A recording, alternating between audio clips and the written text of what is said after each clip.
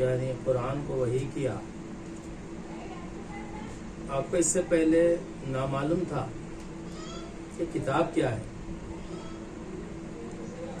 قرآن مجید تو ابھی نازل نہیں ہوا تھا اس سے پہلے، اور نہ ایمان کے بارے میں معلوم تھا کہ اس کی تفصیلات کیا ہے. لیکن ہم نے آپ کو بتایا کہ ہم نے قرآن کو ایک ہدایت کا ذریعہ نور بنایا ہے، جس کے ذریعے سے ہم نے بندوں میں سے جسے چاہے ہدایت دیتی ہے. اور اس میں شک نہیں کہ آپ لوگوں کو سیدھے راستے کی راہ دکھاتے ہیں. کسی بھی معاشرے کا اور کسی بھی ریاست کی بنیاد جو ہے،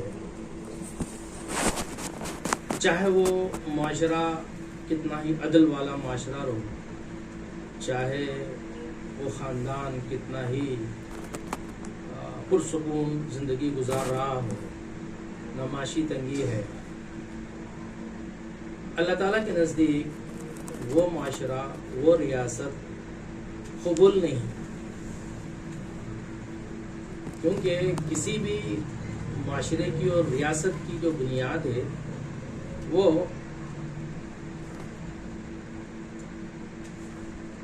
عقیدے کی بنیاد پہ ہے. اور عقیدہ جس کا اپنا من چاہا نہیں، جس کو اللہ تعالیٰ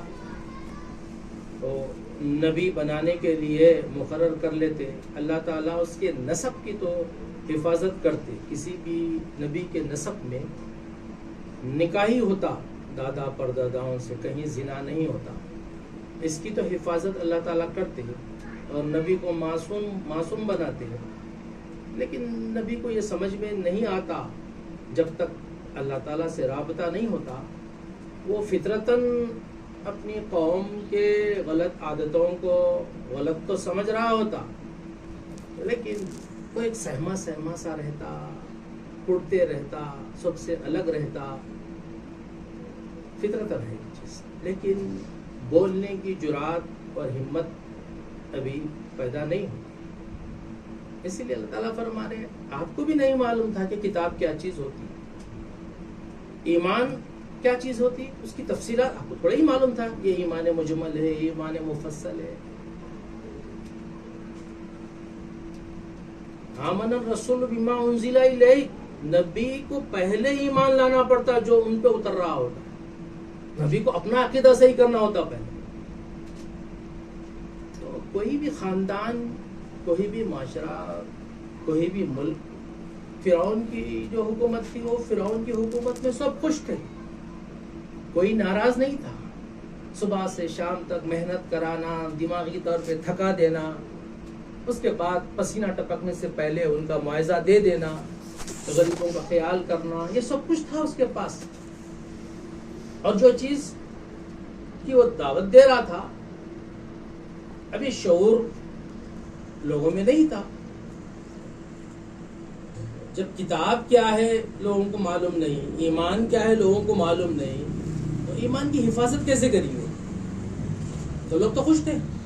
اسی لیے بنی اسرائیل کا مزاج بار بار یہ جھلکتا کہ وہ زندگی ہے موسیٰ بہت اچھی تھی، ذری دقتوں میں یہ ان کا مزاج بن گیا تھا. تو کسی بھی خاندان کی گھر کی بنیاد، چاہے وہ کتنا بھی اچھا خاندان رہو، ایک دوسرے میں محبتاں ہیں، بہن اور خالہ پھپھا بیٹے سب ایک دوسرے کو خوش کر لے رہے، کھا رہے پی رہے، مست مگن ہے. لیکن اللہ کو ایک لمحے کے لیے بھی وہ معاشرہ، وہ خاندان قبول نہیں. خامخواہ اللہ تعالیٰ نبی کو بھیج دیتے، دقتاں ڈال دیتے. سوال کر سکتے ہیں ایسے، نبی آنے سے پہلے ہر اپنی جگہ پہ لوگ اپنا حق چھین کے لیتے اور خوش رہتے. عقیدے کی بنیاد پہ، عقیدہ کوئی فلسفی نہیں. میرے کو یہ سمجھ میں آ رہا اللہ تعالیٰ کی ذات ایسی ہے، اللہ کا وجود ایسا ہے. کسی فلسفی، کسی سائنسدان، اس کی اپنی سوچ، دنیا میں ترقی ایسی ہونی چاہیے، اس بنیاد پہ عقیدہ نہیں بنتا. نبی کا اپنا بھی عقیدہ نہیں چلتا، تفصیل بتانا پڑتا اللہ تعالیٰ. تو وہی جو ہے وہ رابطہ ہے، راستہ ہے. ایک ہدایت تو عرف عام میں سب کو اللہ تعالیٰ عطا کر دی ہدایت. اب ہم جیسے معاشرے میں یہ کہتے ہیں کہ اللہ ہدایت دے، وہ تو ہم یہ سمجھ رہے، اپنے آپ کو ہدایت یافتہ سمجھ رہے. وہ ہدایت سے مراد کیا ہے؟ الذی خلق فسوی، اللہ نے مخلوق بنایا اور ٹھیک بنایا. والذی قدر فہدی، اور ایک اندازے کے مطابق اللہ نے اس کائنات کی پلاننگ کی. پھر ہر مخلوق کو ہدایت دے دی اللہ نے. اس سے مراد کیا ہے؟ ہو سکتا ہم بھی وہی بات کر رہے ہوں گے. ہدایت سے مراد کیا بچہ بڑا ہو گیا، کام پہ لگ گیا نہیں، کما رہا کیا، کھائیں گا کیسا، اتنے بچے ہیں، کوئی کام سکھاؤ، کوئی فن سکھاؤ. ہاں بچہ کام پہ لگ گیا، صبح صبح اٹھ کے جو ہے کام پہ جا رہا بچہ، تو ماں باپ خوش ہے، بچے کو ہدایت مل گئی. یہ ہدایت اللہ تعالیٰ ساری مخلوقات کو دیے. اسی ہدایت کی رہنمائی میں ہر مخلوق اللہ کی اپنا چارہ تلاش کر رہی، اپنا گزر بسر، رہنے کے لیے گھونسلہ، پہننے کے لیے کپڑے، کھانے کے لیے اپنا چارہ. یہ ہدایت عام ہے، ہر اللہ تعالیٰ اپنی مخلوق کو یہ ہدایت عطا کرے. اور یہی ہدایت کی بنیاد پہ سائنس کا وجود ہر زمانے میں رہا. تانبے اور پیتل کو جوڑ کے کوئی نئی چیز بنانا، لوہے کا استعمال کر کے کوئی چیز ایجاد کرنا، یہ سائنس ہے. یہ الگ بات ہے کہ جو لوگ سائنس سمجھتے اور وہ زیادہ ہی اللہ تعالیٰ سے بغاوت کرتے. حالانکہ سائنس کی رہنمائی بھی اللہ تعالیٰ ہی کرے. کوئی سائنسدان کوئی چیز تخلیق نہیں کرتا. He is not a creator. انہیں کریٹر نہیں ہوتا، اسمبلر ہوتا، وہ جوڑنے والا ہوتا، کسی چیز کو جوڑ کے ایک نئی چیز بنا. تو جو ہدایت عرف عام میں ہر مخلوق کو اللہ تعالیٰ دی ہے، وہ اپنی ہدایت کے مطابق اپنا گزر بسر، اپنا جینا، اچھی زندگی جسے جینا کہتے ہیں، جی کے گزارنا، ہر مخلوق بتا رہی اللہ ہے. اسلام جس چیز کا نام ہے، سلم سے بنا، وہ ایمان امن سے بنا، کہ سلامتی اور امن جس کلمے میں ہو. وہ معاشرہ کیا کر رہا، یہ سوچنے کی بات ہے. اللہ تعالیٰ پہاڑوں کو بنائے، درختوں کو بنائے، نباتات، یہ تقسیم ہے اللہ تعالیٰ کی. پھر پہاڑوں کے مقابلے میں درخت وغیرہ دیکھیں گے، پیڑ پودے، تو زیادہ سمجھ رکھتے ہیں. اس واسطے ان کو سائنس کے کالمز میں لیونگ تھنگس میں ان کا شمار کرتے ہیں. Non living things, living things میں مانے جن کے اندر حیات ہے. جھاڑ آگے بڑھتے، غذا پہنچانے سے، اس کے مقابلے میں اللہ تعالیٰ نے پھر ایک ترجیح دے کہ حیوانات کو بنایا. اللہ نے عام جانور، پرندے چرندے، یہ آگے بھی بڑھتے، ایک جگہ سے دوسری جگہ ہٹتے بھی، جھاڑ درخت ترقی کر کے بڑے ہوتے. لیکن چاہے وہ نباتات رہو، چاہے وہ حیوانات رہو، اپنا چارہ تلاش کر لیتے، اپنا گھر بنا لیتے. اولاد ان کی ہوتی، یہ ایک ترقی ہو گئی. جانوروں کی اولاد ہوتی، بچے وہ شادی کرتے نہیں کرتے، خود بایا تو پڑھا نہیں جاتا، لیکن اولاد ان کی بھی ہوتی. لیکن یہ کیا بات ہے کہ اللہ تعالیٰ نے انسانوں کو اشرف المخلوقات قرار دیا. جو ہدایت حیوانات کو دی وہ پوری کر رہے ہیں، لیکن انسان جو ہے حیوانات سے زیادہ انسان کے اندر کیا خاص بات ہے؟ 2 آنکھ اس جانور کے بھی ہے، بلی اور کتے کے، ناک ہے، کان ہے، سارے چیزیں ہیں، کھانے پینے کے، شہوت کے. فرق کیا ہے انسان میں اور حیوان میں؟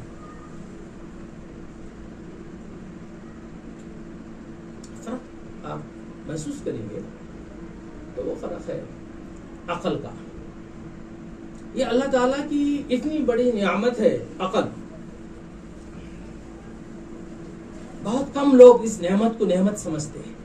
اور یہ عقل اللہ تعالیٰ ہر ایک کو دیے ہے. کیا گورا، کیا کالا، کیا کون سے خاندان کا، کون سے نسب کا، ہر انسان ہے بحیثیت ہے عقل موجود ہے. یہ اتنی بڑی نعمت ہے. کیونکہ ہدایت سے مراد اب یہ جو سورہ فاتحہ میں ہم جو اللہ تعالیٰ سے مانگ رہے اہدنا، اے اللہ ہم کو چلا دے، تو وہ چارہ، کھانا پانی، نوکری چاکری، گھر، بیڈ شیٹ، بلینکٹ والی نہیں ہے. یہ تو بہت عمدہ سے عمدہ گھونسلے جانور بناتے. یہ اللہ تعالیٰ سے سوال کرنے کا، مانگنے کا اور خلاصہ ہے دعا. تو حیوانات کے مقابلے میں جو انسان کے اندر جو صفت ہے وہ ہے عقل. اللہ تعالیٰ اس واسطے عقل کو اللہ تعالیٰ جو ہے ایک 14-15 سال تک بڑھنے دیتے. کوئی بھی اللہ کے دین کا، شریعت کا مکلف جو ہوتا وہ بالغ ہونے کے بعد ہوتا، 14-15 سال کی عمر. اور یہ اتنی بڑی نعمت ہے اللہ تعالیٰ کی. ایک بادشاہ جو ہے ایک خاص اپنے وزیر کو ایک بہت بھاری اور بھرکم تیز دھار تلوار دیا. دے کے اسے ہدایت دیا کہ یہ تلوار تم جو ہے میرے دشمنوں کو ختم کرنے میں استعمال کرو اور ہمیشہ اپنے پاس حفاظت سے رکھو اس کو. جب کبھی تم پہ حملہ ہو یا مجھ پہ حملہ ہو تو میری حفاظت کے لیے یہ تلوار استعمال کرو. اب وہ وزیر وہ تلوار لیا. بڑی قیمتی تلوار تھی، بڑی تیز دھار تلوار تھی. اور وہ مردہ خانے میں گیا، عجائب خانے میں، جیسا ہم لوگ قبرستانوں میں پڑے ہوئے رہتے. اور وہ مردوں کو مارنے لگا. ادھر مار رہا، ادھر مار رہا مردوں کو. عجائب خانے میں جا کے مارتے مارتے ادھر ادھر وہ تلوار کی جو دھار تھی اس کو ضائع کر دیا. وہ مٹ گئی، تلوار خراب ہو گئی. تو بادشاہ کو جب معلوم ہوا تو بڑا خفا ہوا. اتنی بڑی نعمت میں نے تجھے دی تھی اور اس کا استعمال جو ہے صحیح طور پہ کیا نہیں. تو اللہ تعالیٰ ہر مرد، ہر عورت کو جو عقل کی نعمت دیے ہے اس کو ہم جس طریقے سے ضائع کر دیتے ہیں عمر کے حساب سے. اور پھر یہ عقل جو ہے عمر کے حساب سے عقل بڑھتی بڑھتی پھر اب ایک اس کا معیار ہوتا جس میں یہ اپنی تجرباتی پختگی کو پہنچتی. تو 40 سال کی عمر، پھر وہاں سے پھر یہ عقل میں تھوڑا تھوڑا ضعف آنا شروع ہوتا. تو اللہ تعالیٰ نے جو خبر کے لیے انبیاء کا انتخاب کیا، نبی بنایا، عموماً یہ 40 سال کی عمر ہی میں بنایا تاکہ عقل ایک تجربات سے بھی پختی ہو جائے. تو اس عقل ہی کے ذریعے سے، کیونکہ اس کی ضرورت نہیں تھی، عقل پختی دے دینے کے بعد کوئی رہنمائی کی، ہدایت کی، اللہ تعالیٰ نے ہماری عقل پہ یہ احسان بھی کیا کہ اللہ تعالیٰ نبی کے ذریعے سے ایک لنک کیا. وہی جو ہے وہ ایک عقل سے اوپر اللہ تعالیٰ کی ایک ایسی نعمت ہے کہ نبی کے ذریعے سے اللہ تعالیٰ کلام کرے، ہماری عقل کی رہنمائی بھی کرے اللہ تعالیٰ، جسے کہہ سکتے ہیں. یعنی عقل انسان کو اللہ تعالیٰ دینے کے بعد انسان اس عقل کے ذریعے سے اپنے رب کو پہچاننا واجب تھا. 2 لقمے کھانے کے بعد، کمر سیدھی کرنے کے بعد، تیسرا لقمہ اپنے رب کی معرفت کے بغیر کھانا حرام. تو اللہ تعالیٰ نے اس عقل کی رہنمائی کے لیے اللہ نے نبی کا انتخاب کیا، وحی کے ذریعے سے اللہ تعالیٰ رہنمائی کرے. اور سب سے آخر میں رسول اللہ صلی اللہ علیہ وسلم جن کی عقل کا معیار وہ ہے، جہاں پر سارے انبیاء علیہ السلام کو جو اللہ تعالیٰ آیات اور نشانیاں بتائے، جو عقل دیے، ان سارے انبیاء کی عقل جہاں پر رک جاتی ہے، وہاں تک پہنچ نہیں سکتی، وہاں سے رسول اللہ صلی اللہ علیہ وسلم کی عقل کی ابتدا ہوتی۔ اب عقل کی رہنمائی کے لیے اللہ تعالیٰ نے روح جو انسان کے اندر ہے، روح کو انسان دیکھتا نہیں، کوئی دیکھا روح کو انسان نہیں دیکھا۔ عقل کو کوئی دیکھا آج تک؟ عقل کو نہیں دیکھا۔ کوئی عقل کے تو قائل ہیں لوگ، لیکن عقل کو کوئی دیکھا نہیں۔ تو اس روح کے رہبری کے لیے اللہ تعالیٰ قرآن مجید کو روح قرار دیا، اور جبرائیل امین جو قرآن مجید کے لیے واسطہ بنے وہ روح الامین کہلائے۔ ہمارا اپنی سوچ، اپنا عقیدہ، ہم جو چاہے سوچ نہیں سکتے۔ اللہ کے معاملے میں، دین کے معاملے میں ہماری اپنی مرضی نہیں چلتی۔ اس لیے عقیدوں کو درست کرنا یہ اولین فریضہ ہے، چاہے کوئی مدرسہ مکتب رہے یا نہ رہے۔ حکومت کی طرف سے ایک ظالمانہ حرکت سامنے آ جائے اور سارے مکاتب اور مدارس بھی بند ہو جائے، لیکن عقیدے کی بنیاد اعمال سے نہیں ہے، وہ علیحدہ چیز ہے۔ جس کا عقیدہ درست ہو 100%، کہیں عقیدے میں کوئی ٹیڑھ نہ ہو، اللہ تعالیٰ اس کے عمل میں اگر کوتاہی ہو تو اللہ کی مشیت ہے، اللہ تعالیٰ معاف بھی کر سکتے، سزا دے کے بھی پورا کر سکتے۔ لیکن جس کے عقیدے میں قطرات ہے، اس کا بڑے سے بڑا عمل بھی ناکارہ ہے۔ اب عمل کا ڈھیر لگا دو، آپ اعمال آپ کرتے چلے جاؤ، آپ پھر سوچ نہیں بدل رہی، فکر نہیں بدل رہی، ان سے متاثر ہو رہے، ان سے متاثر ہو رہے، کبھی سائنسدان سے متاثر ہو رہے، کبھی جادوگروں سے متاثر ہو رہے۔ یہی تو متاثر دجال کرنے آئیں گا، عقیدہ خراب کرنے آئیں گا یا اعمال خراب کرنے آئیں گا؟ وہ اعمال تو خراب نہیں کرے گا، وہ ربوبیت کا معاملہ عقیدے سے ہے، اور جس کے عقیدے میں کمزوری ہوگی وہ دجال کو مان لیں گے۔ یہ فتنہ دجال کا دور ہے، جن کے عقیدوں میں کمزوری ہے وہ سائنس کی ایجادات کو، ترقی کو کہاں سے کہاں سوچ لے رہے۔ یہ عقیدے کی تو بنیاد تھی، اس کی کھلی مثال ہے صدیقہ کبریٰ ام المومنین رسول اللہ صلی اللہ علیہ وسلم سے عرض کرتی ہے کہ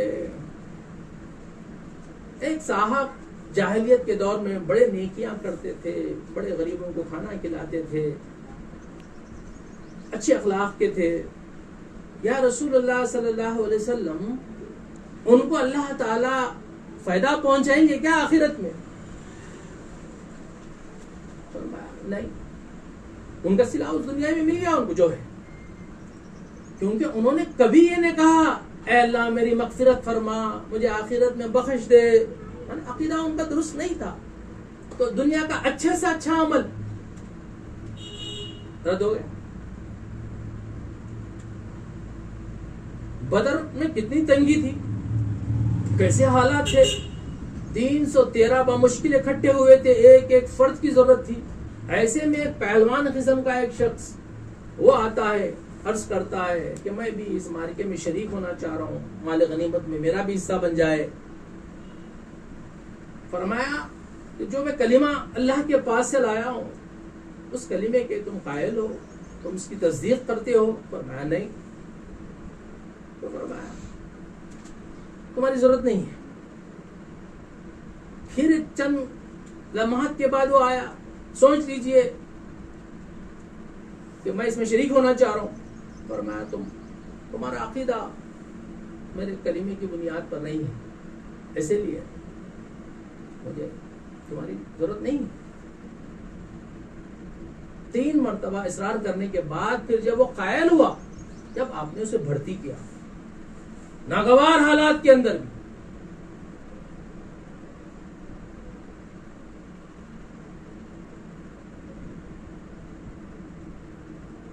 اور یہی حالات مکہ مکرمہ کے ابو طالب جیسے ہمدرد چچا ہر خیر میں آپ کے ساتھ ڈھال بنے ہوئے تھے، حضرت علی کے والد سیدہ فاطمہ کے سسر، آخری وقت ہے آپ یہ کہہ رہے ہیں کہ چچا کلمے کی گواہی دے دو، میں اللہ تعالیٰ کے پاس پیش کروں گا۔ انہوں نے یہی کہا، میں عبد المطلب کا جو عقیدہ تھا، جو مذہب تھا، حالانکہ عبد المطلب کون تھے؟ آپ کے دادا تھے۔ ہم کھل کے بات نہیں کرتے ان چیزوں پہ، اس واسطے کھل کے بات نہیں کرتے کہ ہمارے دلوں میں چور بیٹھا ہوا ہے، وہی جو بربادی یہودیوں میں آئی تھی یہودا کے ذریعے سے، آسان سمجھ لے رہے ہیں ہم چیزوں کو، اعمال کا تو ڈھیر لگا دے رہے بہت۔ لیکن چچا نے کہا کہ میں عبد المطلب کے دین پہ، کیونکہ اطراف میں ابو جہل، امیہ بن خلف، یہ سب موجود تھے۔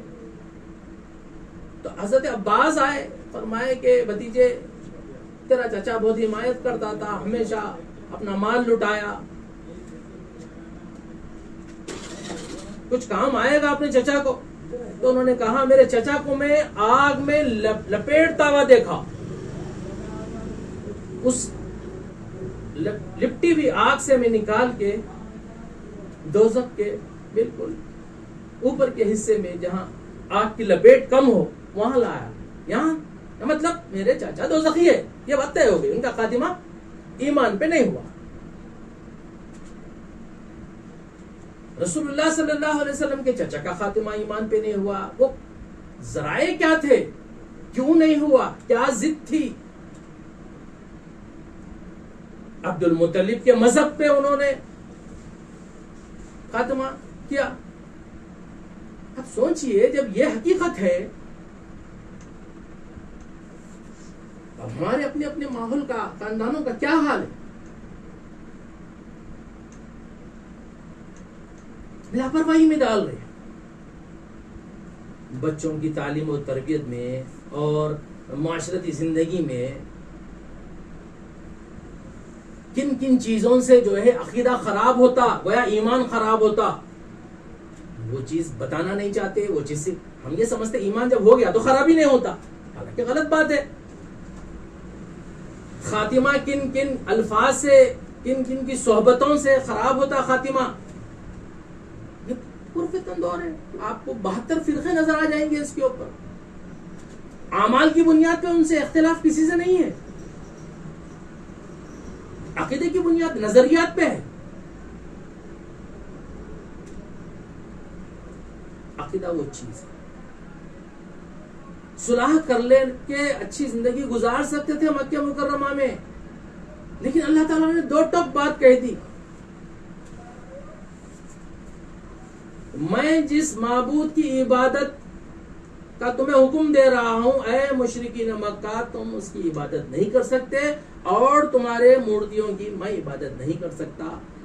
صلح کی کوئی بات نہیں ہے، لکم دینکم ولی دین، دین میں کوئی جو ہے کمی، کوئی صلح دین میں نہیں ہو سکتا،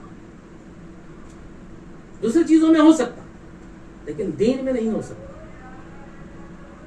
حالانکہ کچھ آپ صلح کر کے چند سال طاقت پیدا کر کے بھی جا سکتے تھے، یہ عقیدوں کی بنیاد سب موجود ہے، لیکن ہم لوگ اس معاملے میں جو ہے بہت لاپرواہی برت رہے ہیں، کبھی غور نہیں کر رہے۔ اللہ تعالیٰ نے عقل کی اتنی بڑی نعمت انسان کو عطا کی ہے، اب یہ عقل کو اگر انسان جو ہے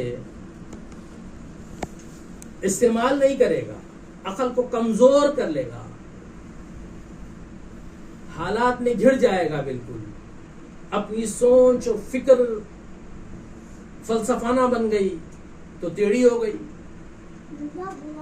عقل جب خراب کر لے گا انسان، جب عقل تھک جائے گی، تھک کے انسان جو ہے ضائع کر لے رہا، ایک عمر کے بعد کمزوری آ جاتی ہے عقل میں. جب ایک ایسی عمر کو پہنچ جائیں گا تو ایسے شخص کے پاس بلند آواز سے کلمہ پڑھنا بھی ادباً منع ہے.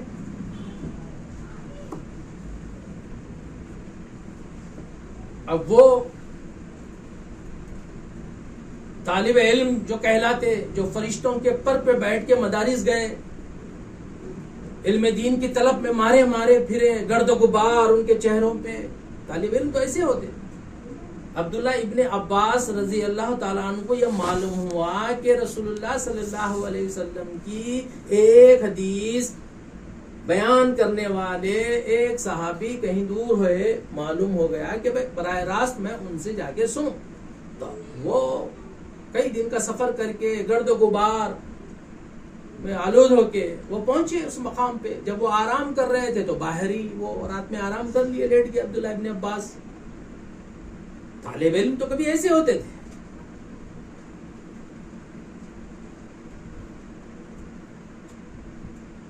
تو وہ علماء، وہ طالب علم جن کے پاس جو ہے عقل کے بعد وحی والے علم میں وہ زندگی گزارے، اس کی تحقیق میں، اس کی جستجو میں وہی حاصل کرے، اپنے روح کا، اپنے عقل کا، اپنے دل کا صحیح لنک ہے، واسطہ ہے یہ. اگر وہ اتنے مشغول ہو جائے، اتنے مصروف ہو جائے، دن رات اگر وہ دنیا کی فکر کرے، روزی روٹی کا، رہنے کا مسئلہ، اگر یہ ذریعہ بنے عقل خراب ہونے کا، عقل کی حفاظت نہیں کر رہے وہ. حالانکہ امت کی رہنمائی کا کام ان کے اوپر تھا. اگر کسی قیمت پہ بھی اگر عقل پہ باہر پڑ رہا، دن رات جس فکر میں رہنا چاہیے، اب سوچیے عقل کے ساتھ کتنا بڑا ظلم ہو رہا ہے. اللہ تعالیٰ ایک نعمت کی شکل میں عقل اور سب کے پاس ہے یہ. اب کیوں نہیں سمجھ میں آ رہی؟ عقل کی رہنمائی اللہ تعالیٰ وحی کے ذریعے سے کر رہے. تو عقل کا مقام یہ ہے کہ جو بات دین کی ہو، جو دین ہے وہ دین ہے، جو دین نہیں ہے وہ نہیں ہے. یہ واضح ہوگی بات.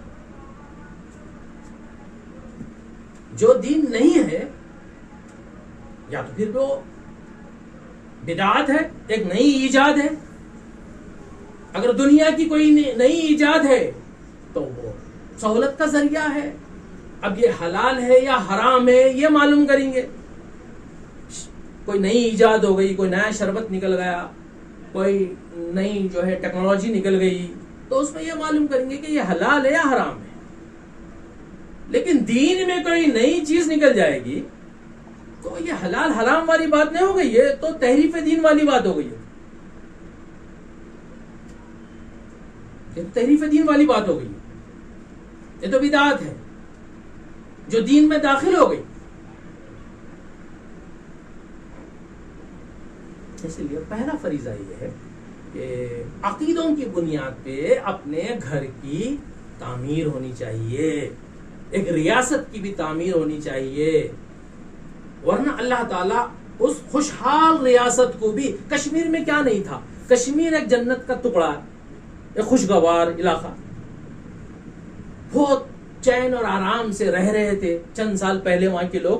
کشمیریوں کی ترقی، کشمیریوں کا جو ہے سیب، کشمیریوں کا جو ہے کپڑا لوگ چاہتے تھے. اس سے قبل بھی جو ہے 800 سال پہلے بھی کشمیر ایک خوشگوار علاقہ تھا. وہاں پر ایک مورتی کی پوجا ہو رہی تھی، ایک مندر بن گئی تھی. اللہ نے مصر سے سید احمد ہمدانی رحمۃ اللہ علیہ کو بھیجا. اللہ راضی نہیں ہے ایسے خوشحال ملک سے. اللہ کی مرضی. اللہ تعالیٰ ہندوستان میں ایک علاقے کو کشمیر بنا دے اور اللہ ناراض ہو اس سے, اور اللہ تعالیٰ ایک وادی غیر ذی زرع میں جہاں پر کوئی نشانات بھی نہیں تھے, کعبۃ اللہ کے ایسی زمین تھی جہاں پر گھاس اگتی نہیں تھی, جہاں پانی نہیں تھا, اس جگہ اللہ کی توجہ زیادہ ہو جائے. پانی جہاں نہیں ملتا وہاں پر سامان کہاں سے ملتا, جہاں انسان رہنے کو تیار نہیں, یہاں تک کہ پرندہ بھی وہاں گوارا نہیں کرتا, پانی کا علاقہ ریگستان, اور وہی کشمیر ہے. اللہ تعالیٰ سید احمد ہمدانی کو بھیجے, جس زمین کو اللہ نے اتنے وسائل دیے, اتنا خوبصورت بنایا, لوگ اللہ کو بھول کے خوش خوش ہیں, اللہ کی ذات نہیں, اللہ کی صفات نہیں, پھر ہم خیریت خوشحالی, وہ کیسا علاقہ ہوگا؟ اللہ تعالیٰ مٹا دیے. پھر وہاں بنیاد رکھے سید احمد ہمدانی رحمۃ اللہ علیہ. یہی حال دلی کا تھا, یہی حال جو ہے راجستھان کا تھا, اجمیر کا تھا, جہاں جوگیاں اڑ رہے, جہاں پر جو ہے ہر ایک کی بیماری دور ہو جا رہی, جوگیاں علاج کر رہے, ڈاکٹروں کی ضرورت نہیں تھی, ہر بیمار کا علاج روحانی کا علاج کہہ کے اس سے کر دیتے, لوگ صحت مند ہو جاتے, خوشحال تھے. وہاں ایک اللہ کا فقیر, کوئی مدرسے کا پڑھا ہوا نہیں تھا, فقیرانہ لباس پہن کے سنجیر کے علاقے سے خواجہ معین الدین اجمیری آتے, ان کو لوگ دیوانہ پاگل کہتے, یہاں کیوں, وہاں یہاں تو ترقی ہو رہی, تم نکل جاؤ یہاں سے. انہوں نے کہا ہم یہاں نکلنے کے لیے نہیں, ہمیں بھیجا گیا ہے. اللہ کو یہ زندگی منظور نہیں, یہ عقیدہ, اللہ کی زمین پہ شرک, اللہ کی زمین پہ بدعات. اسی لیے سیدنا آدم علیہ السلام سے لے کے خاتم الانبیاء صلی اللہ علیہ وسلم تک ہر نبی میں عقیدہ ایک ہی تھا, عقیدوں میں فرق نہیں تھا, شریعتوں میں فرق تھا, قانون میں فرق تھا. اللہ تعالیٰ کی ذات جو ہے اول بھی ہے, شروع سے وہی ہے اللہ تعالیٰ. ہر نبی کی تعلیمات یہی تھے, اپنی امت کو اس چیز کی آگاہی دو, تمہارا دین صحیح ہو جائے. اگرچہ ایک وقت کی نماز تھی وہ ایک کافی ہے, اگرچہ 2 دن کے روزے تھے وہ کافی ہے. یہ تو پیٹ بھر کے قانون شریعت, تو وہ تو یہ امت کو مستی کرنے ملا, جو رمضان کے 30 روزے رکھو, عمرہ کرو, حج کرو, صدقہ دو, زکات دو, شب بارات, شب معراج, ہر رات کو شب معراج, شب بارات, شب قدر, سب پیٹ بھر کے ملا. اس واسطے نہیں ملا تم سب جنتی ہے اور وہ دنیا میں جتنے ہیں وہ سب دوزخی ہے. یہ اللہ کی تقسیم ایسی نہیں ہوتی, اللہ عادل ہے. سوچ رہے ہی نہیں کہ ہمارا عقیدہ کیا بن رہا. ہم اپنی زندگی سے, اپنی سوچ سے لوگوں کو متاثر کر رہے, یا ان سے مؤثر ہو رہے, ان کا اثر لے رہے, یا اپنے اثرات دے رہے. ہم اکثر اہل دنیا سے, عہدے والوں سے ہم متاثر ہو رہے, ہم ان سے متاثر ہے. دیکھو کتنے اچھے اخلاق ہیں, ہم متاثر ہوتے تو ہر ایک بگڑے ہوئے انسان کے اخلاق اچھے دکھتے ہیں ہمارے. اخلاق کس کو بولتے ہیں؟ اس کی بنیاد, اخلاق کی بنیاد عقائد پہ. جب تک کسی کا عقیدہ صحیح نہیں, اس کے اخلاق کی اللہ کے پاس آخرت میں کوئی قدر نہیں. دنیا میں اگر ہے تو اللہ اس کا صلہ دے دیں گے, آخرت میں کوئی قدر نہیں. ابو طالب کے اخلاق بڑے اونچے تھے, وہ مال بھی لٹائے اللہ کے رسول صلی اللہ علیہ وسلم کو,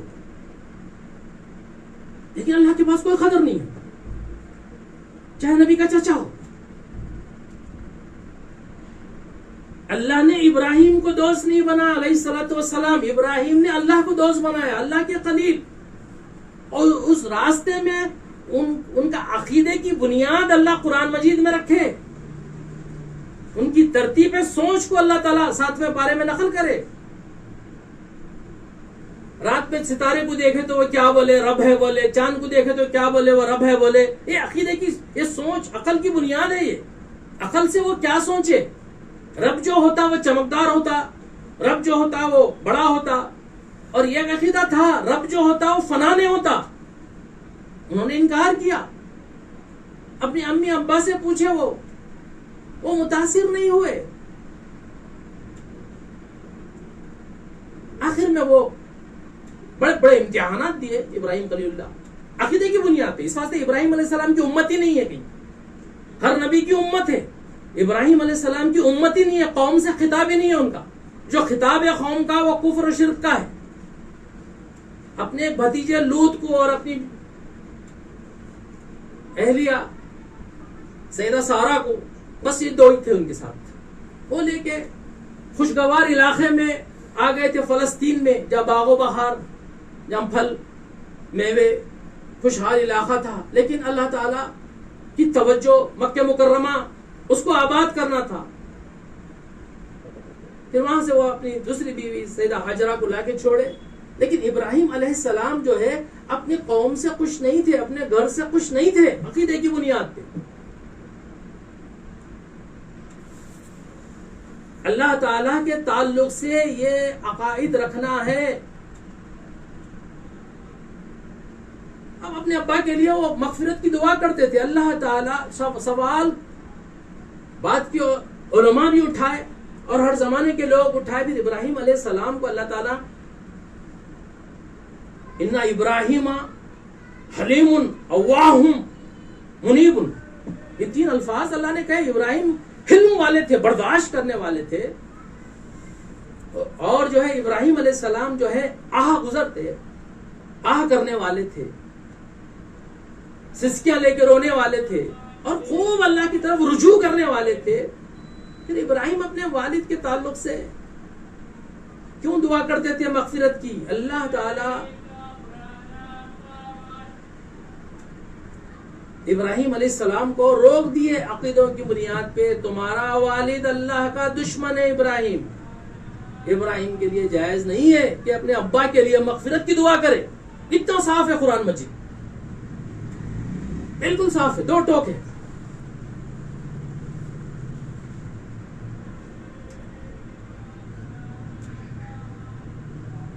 تو پہلا اصلاح معاشرے کا جو پہلا کام ہے وہ سوچے تو صحیح. ٹھیک ہے، ہم یہ کہہ رہے ہیں کہ چلو لوگ اللہ ان کو ہدایت دے، اللہ ان کو ہدایت دے. ہم اپنے آپ کو یہ بول رہے تھے کہ ہم ہدایت یافتہ ہیں. تو کون سی ہدایت؟ ہدایت سے مراد وہی ہدایت جو حیوانات کے اندر ہے. حیوانات اور انسان میں فرق جو ہے وہ عقل کا ہے، شعور کا ہے. اسی لیے عقیدے حیوانات کو بنانا نہیں ہے، عقائد جو ہے وہ انسانوں کو بنانا ہے.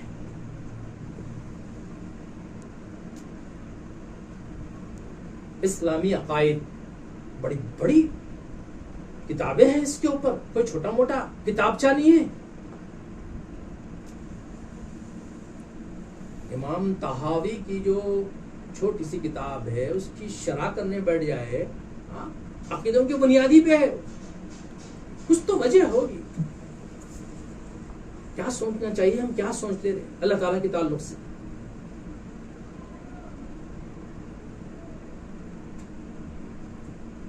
یہ پہلا مسئلہ ہے.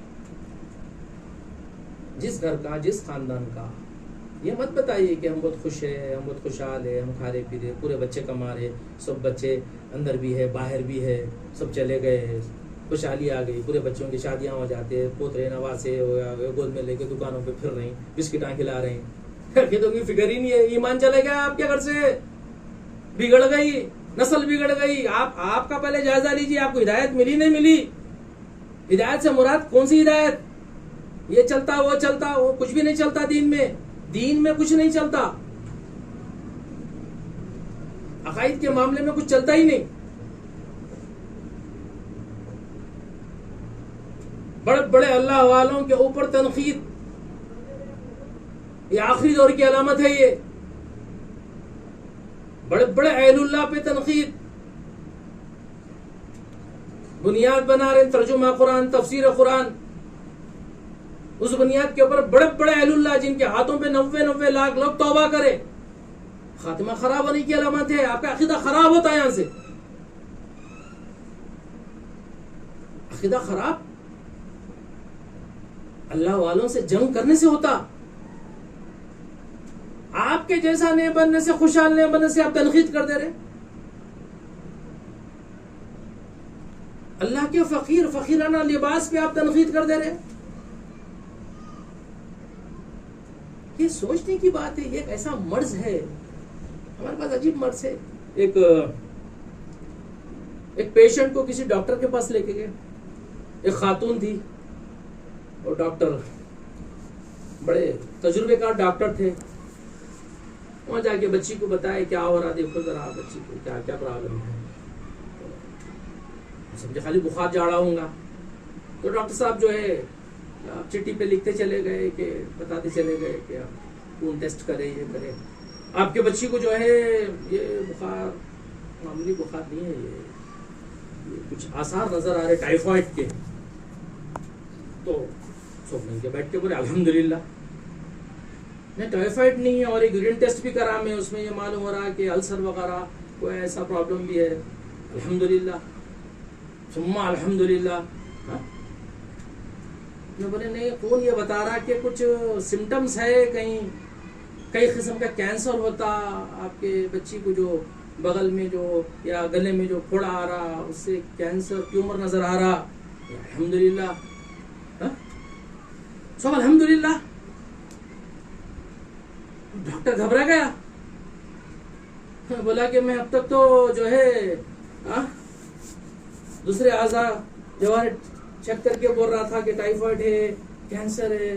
اب تو میرے کو یہ دکھ رہا کہ آپ کے بچی کا دماغی خراب ہے, علاج یہاں نہیں ہوتا, کہیں اور ویران جگہ جاؤ, یہاں سے 40 کلومیٹر, اس کو ذرا قید رکھو کہیں. یہ تو بڑا سنگین معاملہ ہے. کیا یہ تو معاملہ دماغ کا دکھ رہا. یہی حال ہے اسلامی معاشرے کا. ہر چیز الحمدللہ, سب جنتی ہے. اسلامی معاشرہ اس بنیاد پہ بن رہا. بڑے بڑے اعمال میں کوتاہی ہو رہی, کوئی ٹیسٹنگ ہی نہیں ہے. ہر مشین نکل گئی, شوگر چیک کر رہے گھر میں مشین موجود, بی پی چیک کر رہے گھر میں. ایمانی پریشر کیا ہو رہا آپ کا؟ ڈاؤن تو نہیں ہو رہا, اعتدال پہ تو رہ نہیں سکتا. ایمان یا تو گھڑتا ہے تو بڑھتا. اس کا تعلق صحبت سے ہے. ایمان کا تعلق صحبت سے ہے, تعلقات سے ہے. اللہ والوں کی نسبت, اللہ والوں کے تعلق سے آپ اچھا گمان رکھیں گے, ان کی زندگی کو آپ پڑھیں گے, سمجھیں گے, ان کے قربانیوں کو, مجاہدوں کو دیکھیں گے, ان کو پسندیدہ نظر سے دیکھیں گے. تو یہ معاملہ جو ہے ڈاکٹر صاحب پریشان ہو گئے. بعض وقت پہ خرابی کہیں اور ہوتی. ویسے ہی کچھ ایسی دماغی خرابی ہے جس سے عقیدہ خراب ہو گئے, یا لاپرواہی میں لے رہے, سب چلتا بول رہے, اللہ معاف کرنے والا ہے. عقیدوں کی بنیاد ہی کے اوپر انسان کے اندر اعمال کی تحریک, عقیدہ عمل کو کھینچ کے لاتا. صحیح عقیدہ ہی توبہ اور استغفار کراتا. اب دیکھیے, اب کوئی رات کا آخری حصہ ہے, اس میں اللہ تعالیٰ جو ہے آسمان دنیا پہ نازل ہوتے. عقیدتاً اس کو صحیح کرنا, ہمارے اپنی زبان میں اللہ بات کر رہے, مہارت اللہ تعالیٰ کو کہیں ادھر سے ادھر آنا نہیں پڑتا. من اتنا قریب ہو گیا اللہ تعالیٰ آسمانی دنیا پہ, اور وہاں سے اللہ تعالیٰ اپنے بندوں کو مغفرت کے لیے, روزی کے لیے, بلاؤں کو دور کرنے پکار رہے. یہ تو عام دن ہوتا, لیکن کچھ دن اور راتیں, جمعے کی رات ایسی ہوتی فضیلت کی, کچھ 15ویں شعبان کی رات جو گزر گئی, اور ہر رمضان اور مبارک کی آنے والی رات ہے. اب 15 شعبان کی رات کو مجرمانہ حیثیت سے اللہ کے دربار میں پیش ہونا ہے. کبھی آپ دیکھیں مجرم کو, پریزیڈنٹ بلا رہا مجرم کو, پھانسی کی سزا ہو گئی, لاؤ اگر وہ اعتراف جرم کر لے تو میں معاف کر دوں گا. اور وہ مجرم جو ہے حلوہ پکا کے, میٹھا پکا کے, بغیر کھانا پکا کے, نئے کپڑے پہن کے خوش جا رہا. 15ویں شعبان کی رات کو آپ مجرمانہ حیثیت سے اللہ کے سامنے, اس کے لیے اتنے لمحات, اتنی فرصت, ایک جوڑا بھی نکال لیے, اس میں غسل بھی ہو رہا, اور پتے ڈال کے غسل ہو رہا, اور فلاں کا غسل ہو رہا, گھر میں اچھا پکوان بھی ہے, عطر بھی لگا رہے, سب مسکراتے ہوئے دکھ رہے. کس کے سامنے پیش ہونا ہے؟ آپ مجرم. آپ یہ رات میں مستقبل کا ماننا نہیں ہے آپ کو. آپ اس رات کے اندر جو ماضی آپ کا گندا گزر گیا, وہ اعتراف جرم کرنا ہے اللہ کے سامنے. اس دن صبح سے رونا جیسا چہرہ بنا لیتے, اپنے آپ تنہا بیٹھ جاتے, کچھ فکر مند ہوتے, تاکہ رونا نہیں آ رہا, اتنا دل سخت ہو گیا. تو اللہ کے سامنے رونے کی صورت بنا لے. آپ کو اتنی فرصت کیسا مل رہی کہ جو ہے حشاش بشاش نظر آ رہے. ایسا معلوم ہو رہا یہ عید کی رات بھی ہوتی, کوئی عید کا دن تو تھا لیکن عید کی رات بھی ہوتی. 15ویں شعبان کیا تھا؟ آپ اپنے آپ کو پہلے میں مجرم ہوں, میں گناہگار ہوں, میرے ماضی میں اتنے جو ہے بلیک ہولز ہے, اعتراف کرو. اب اس کو اللہ کے سامنے پیش کرنا ہے, اس کو مٹانا ہے تاکہ آپ کی فائل بند ہو. آپ کا دن کیسا گزرنا تھا, آپ کی رات کیسی گزرنی تھی. یہاں فرصت ہی فرصت. الحمدللہ شب برات ہے. اب گھر سے آئیں گے, کوئی حلوہ کھا کے اوپر جا کے کوئی پٹاخے پھوڑ رہا. یہ کیا تماشا ہو رہا ہے؟ یہ اس لیے ہو رہا عقیدہ خراب ہے, عمل خراب کر دیا. عقیدہ اپنے اعمال کو خراب کر دیتا.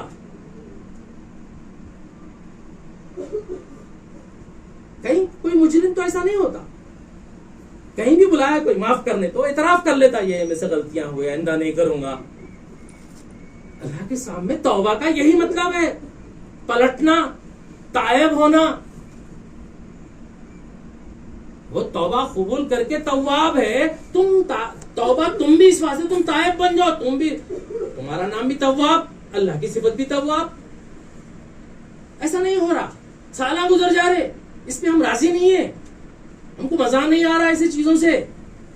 بھائی مزے کرنے کے لیے کوئی اور بھی تو دن ہے. ایک 15ویں شعبان کا دن چھوڑ دو, آپ ایک جمعے کا دن کا ایک حصہ چھوڑ دو, عصر سے مغرب تک کا ایک جمعے کی ایک رات تھوڑا اہتمام سے گزارو, اور پورا ماہ مبارک, رمضان المبارک وہ آپ وقف کر دو. ہونا تو یہ چاہیے تھا, لیکن یہاں بھی وہی ہے.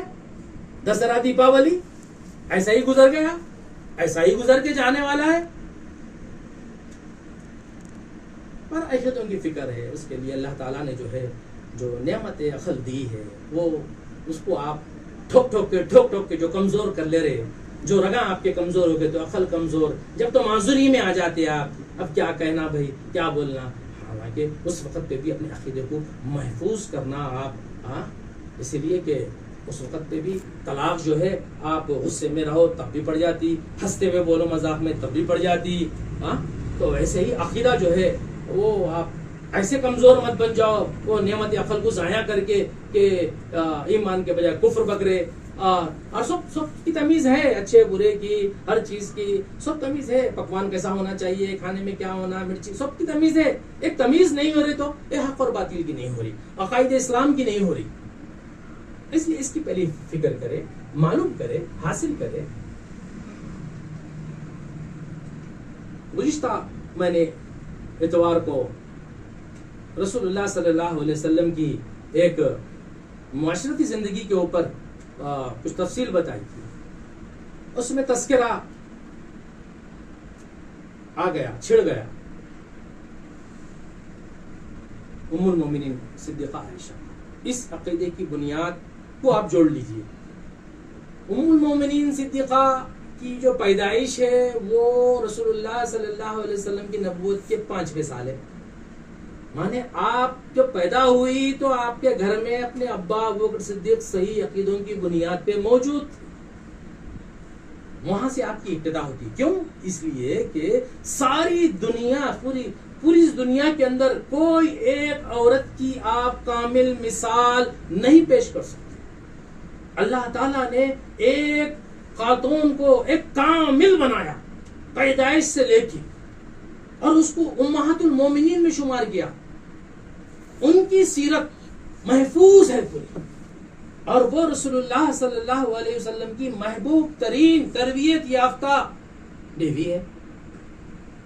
سب واقعات جو اماں جان کے, ان کے نانی جان کے, فلاں بزرگ کے اماں یہ بول رہے ہیں, فلاں بزرگ کے نانا یہ بول رہے ہیں, وہ سنتے, لیکن ام المومنین کی حیات محفوظ ہے. ان کی تعلیم و تربیت رسول اللہ صلی اللہ علیہ وسلم کے سامنے ہوئی ہے. تو کتنا سمجھنا چاہیے ان کی حیات کو. رابعہ بصریہ کے کچھ واقعات سن لیتے, لیکن ام المومنین کے تعلق سے یہ دشمنوں کی سازش تھی شروع سے, اور وہ کامیاب ہو گئی. نہیں جانتے تفصیلات, آپ کی زندگی کا معیار کیا تھا, آپ کیا نمونہ, 10 کروڑ خواتین کے لیے نمونہ جو بنائی گئی, جس کی سیرت پہ جو ہے کلام سید سلیمان ندوی جیسا محرخ وہ کلام کیا ہے، حق ادا کر دیا ہے. کیونکہ ام المومنین کی جو مثال ہے رسول اللہ صلی اللہ علیہ وسلم کی معصوم زبان سے، وحی والی زبان سے سن لیجیے. فرماتے ہیں کہ مردوں میں تو کامل زیادہ ہوئے ہیں، عورتوں میں کامل بہت کم ہوئے، نہیں کے برابر. ایک تو مریم بنت عمران اور آسیہ زوجہ فرعون، یہ کامل عورتوں میں 2 نام بہت کم ہوئے. اس کے علاوہ لیکن صدیقہ عائشہ کی مثال ایسی ہے تمام عورتوں پہ، جہاں پر کھانوں میں سرید جو عرب میں پسندیدہ تھا، اس کے معیار کا کوئی کھانا نہیں تھا. تمام کھانوں پہ سرید کھانے کو جو فضیلت ہے، تمام عورتوں پہ صدیقہ کبریٰ کو وہ فضیلت حاصل ہے.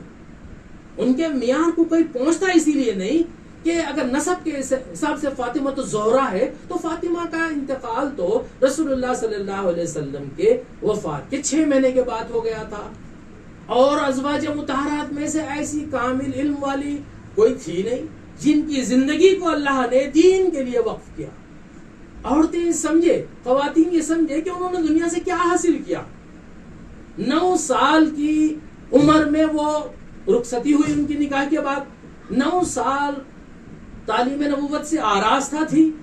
ایسے ایسے سوالات، ایسے ایسے ذہنیت ان کی اور حفظ تو ان کا ایسا تھا، وہ چلتے پھرتے یاد کر لیتی تھی قرآن مجید کو. اور وہ قرآن مجید کو اس طریقے سے یاد کرتی تھی، یہ آیت اس مقام پہ کب نازل ہوئی، اس کا شان نزول کیا ہے، اس کی ترتیب کیا ہے. اتنی بڑی عالم. تمام صحابہ اکرام بھی اس معیار پہ نہیں پہنچ سکتے علمی اعتبار سے. علمی اعتبار سے صحابہ کا علم بھی اکٹھا کر لیا جائے. یہ علامہ ابن حزم کا مستقل عقیدہ ہے. یہی پوچھتی ہے یا رسول اللہ صلی اللہ علیہ وسلم، اگر ہمیں معلوم ہو جائے کہ فلاں رات فضیلت کی ہے یا قدر کی رات ہے، تو ہم اللہ تعالیٰ سے اس وقت پہ کیا مانگنا؟ ایک سوال، ان کے ایک سوال سے جواب مل رہا، خزانہ مل رہا. سوال یہ ہے کہ اگر معلوم ہو جائے فلاں رات فضیلت کی ہے، تو اس وقت اللہ تعالیٰ سے مانگنا کیا چاہیے؟ رسول اللہ صلی اللہ علیہ وسلم فرماتے ہیں کہ اللہ تعالیٰ سے یوں عرض کرو، اللہم انکا عفو تحب العفو فاعف عنی. اے اللہ درگزر کر دیجیے، جانچ پڑتال نہیں، درگزر، میرے نام اعمال کو درگزر کر دیجیے. تحب العفو، کیونکہ درگزر کرنا آپ کو محبوب ہے. فاعف عنی، تو مجھے معاف کر دیجیے. یہ دولت ملی ہے. یہ کوئی رات مانگ سکتے آپ، تہجد میں مانگ سکتے آپ، 15ویں شعبان کو مانگ سکتے آپ. یہ تحفہ ام المومنین سے. ان کی حیات بڑی کامل حیات ہے. ان کا رہن سہن، اولاد کی خواہش سب کو ہوتی. آج ہم خواتین میں کیا ہے؟ سب کچھ مل کے بغاوت ہے، ناشکری ہے، یہ زندگی ہے. وہ ام المومنین تو وہ تھی جو رسول اللہ صلی اللہ علیہ وسلم 18 سال کی عمر میں وفات پا گئے تو مزید 50 سال اپنے شوہر کی وفادار بیوی، 50 سال تک رسول اللہ صلی اللہ علیہ وسلم کی تعلیمات کی، سنت کی نگران. رسول اللہ صلی اللہ علیہ وسلم نے یہ فرمایا، میرے بعد تم 2 چیزوں کو مضبوط پکڑ لو. ایک میں کتاب اللہ ہے، دوسرے میں اہل بیت ہے. اور اہل بیت سے مراد کون ہے یا ام المومنین صدیقہ عائشہ ہے. کیونکہ اہل بیت سے مراد بیٹی، رشتہ، خون نہیں، آپ کے علم کے وارث. یہ بہت باریک بات ہے. یہ انہی کو خارج کر دیے شیعہ. اہل بیت سے مراد کون ہے؟ میرے بعد حفاظت قرآن مجید کی کرنا. اہل بیت میں سے کون ہے؟ قرآن مجید کی صحیح ترجمان کون تھی؟ صدیقہ عائشہ تھی. سنتوں کی حفاظت کرنے والی اور سنت کو بچانے والی، فرق کرنے والی فقیہ کون تھی؟ وہ صدیقہ عائشہ تھی.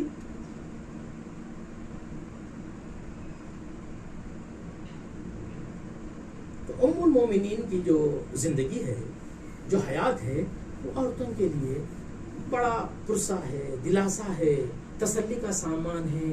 شوہر نہ رہنے پر بھی، اولاد نہیں ہونے پر بھی، اولاد کی تمنا کسے نہیں ہوتی. ایک مرتبہ عرض کرتی ہے رسول اللہ صلی اللہ علیہ وسلم سے، رسول اللہ دوسرے خواتین اپنی جو ہے کچھ لقب سے یاد کر لیتے ہیں، کوئی ام سلمہ کہلا رہی ازواج مطہرات میں سے، تو میں کسے اپنا نام نسبت جوڑوں؟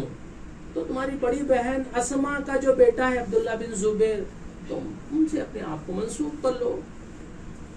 یہ آرزو کو بھی، یہ تمنا کو بھی گھٹ کے کس کے لیے جی رہی تھی ہو؟ یہاں سب رہنے کے بعد بھی جو ہے بغاوت ہے دین سے.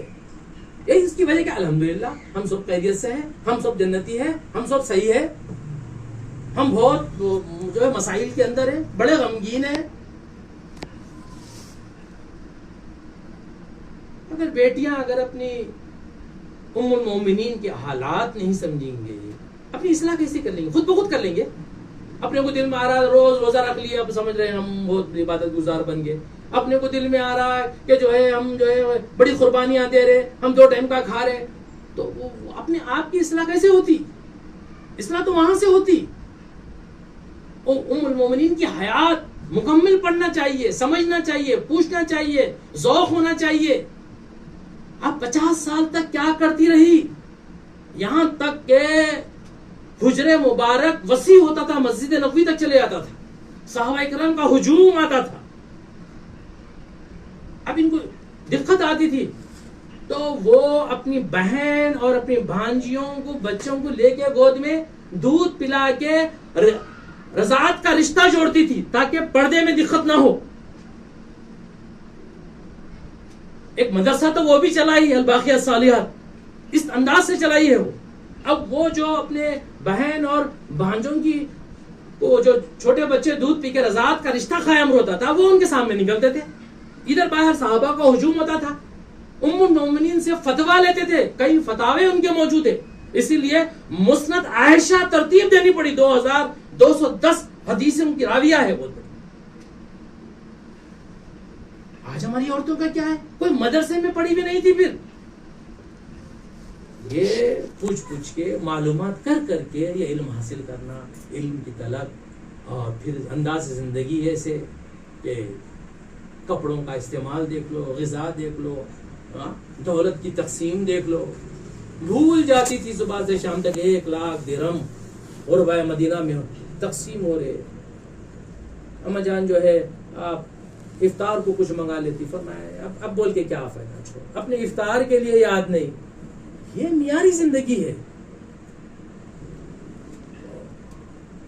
عقیدے کی بنیاد بھی خواتین آپ ہی سے سیکھنی چاہیے.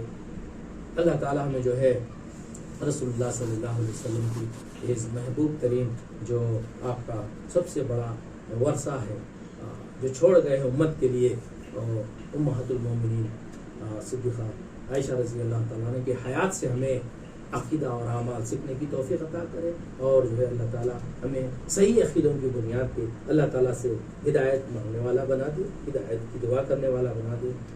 وآخر دعوانا الحمدللہ رب العالمین.